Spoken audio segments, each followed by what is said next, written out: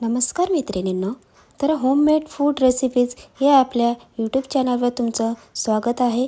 तर आज आपण बनवणार आहोत जेवणासोबत खाण्यासाठी झणझणीत असा ठेचा बनवणार आहोत. हिरव्या मिरचीचा ठेचा बनवणार आहोत. तर त्यासाठी इथे आपण हिरवी मिरची इथे देठं काढून घेतलेली आहेत. त्यानंतर काही शेंगदाणे घेतलेले आहेत थोडेफार, आणि लसणाच्या ज्या पाकळ्या आहेत त्या इथे आपण साली न काढता लसूण घेतलेला आहे. सालीसकट लसूण जे आहे ते इथे आपण वापरणार आहोत.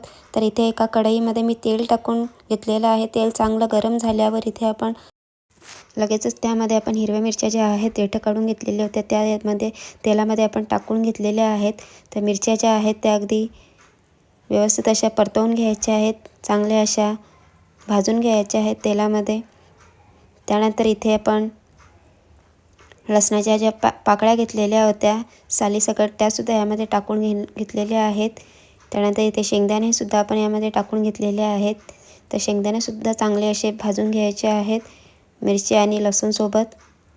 तर इथे आपले शेंगदाणे जे आहेत, शेंगदाण्याचा जो कच्चापणा आहे तो पूर्णपणे भाजून त्यांचा कच्चापणा जो आहे तो घालवायचा आहे. त्यानंतर त्यामध्ये आपण चवीनुसार मीठ टाकून घेणार आहोत. तुम्ही वाटतानासुद्धा ठेच्यामध्ये टाकला तरी चालेल. तर इथे आपण भाजतानाच इथे आपण मीठ जे आहे ते टाकून घेतलेलं आहे. तर इथे मिरची, लसूण आणि शेंगदाणे जे आहेत चांगले असे भाजून झालेले आहेत.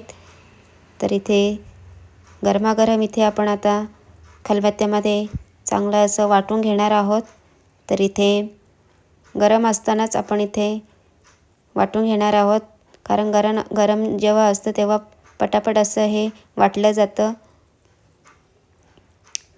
तर इथे तुम्हाला ज्या पद्धतीने पाहिजे असेल ठेचा त्या पद्धतीने तुम्ही इथे वाटून घेऊ शकता. तुम्हाला जर का जाडसर असा ठेचा हवा असेल तर तुम्ही त्याप्रमाणे इथे वाटून घेऊ शकता, किंवा जास्त असं बारीक असं हवं असेल तर तसंसुद्धा तुम्ही बनवू शकता.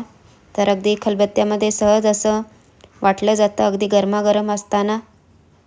तर इथे तुम्ही पाहू शकता इथे आपलं ठेचा जो आहे इथे चांगला बारीक असा वाटून झालेला आहे. तर अशा पद्धतीने आपलं हिरव्या मिरचीचा ठेचा जो आहे ते तयार झालेला आहे. तर इथे जेवणाचा ताटसुद्धा आपलं इथे तयार झालेला आहे, आणि त्यासोबत खाण्यासाठी झणझणीत असा ठेचासुद्धा तयार झालेला आहे. Bye bye.